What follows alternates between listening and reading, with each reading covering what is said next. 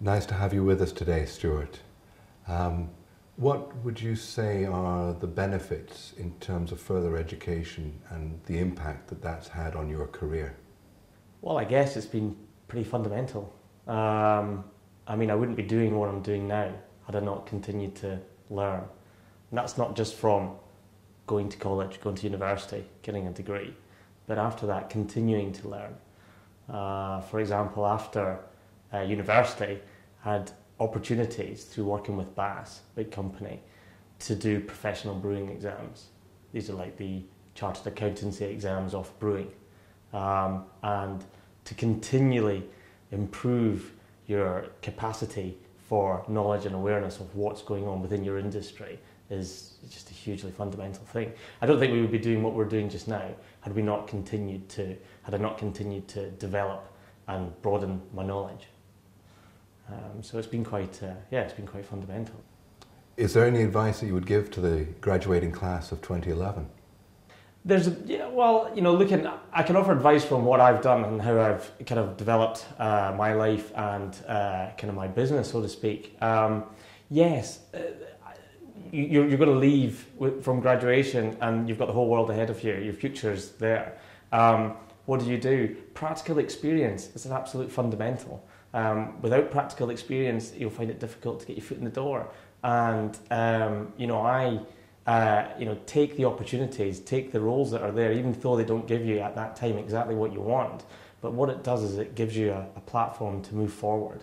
So get that practical experience, and then when you can, continue to develop your core skills, continue to develop your knowledge, your understanding of what it is that you want to do. One of the things that I've tried for 16 years since graduating has been always have a backup plan, always do more than one thing. Whether it's a case of if you're going down a job and you're enjoying that job, make sure you've got something on the side that you can continue to do to develop. So outside of work, perhaps have other business interests, have other investments, and it gives you the backup to be able to take a different line of approach and be flexible if your career changes. I think it's kind of important.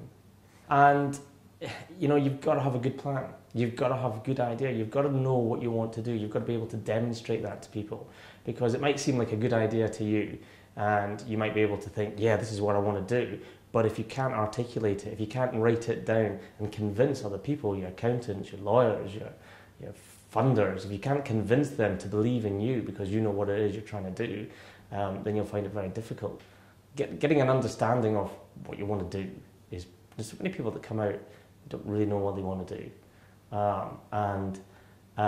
The thing is, it takes time sometimes for that to form. It takes work in business. It takes 5 years in a job to think, oh, this is what I want to do.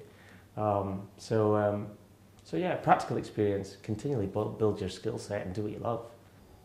How important is it that you follow your dream in terms of doing what it is that you set out to do?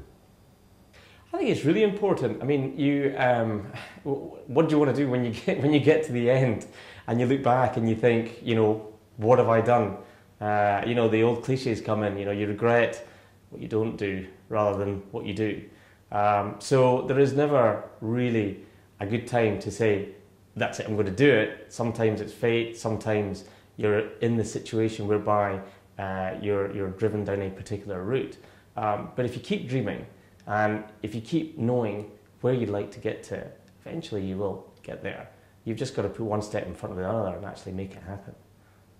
Thank you very much.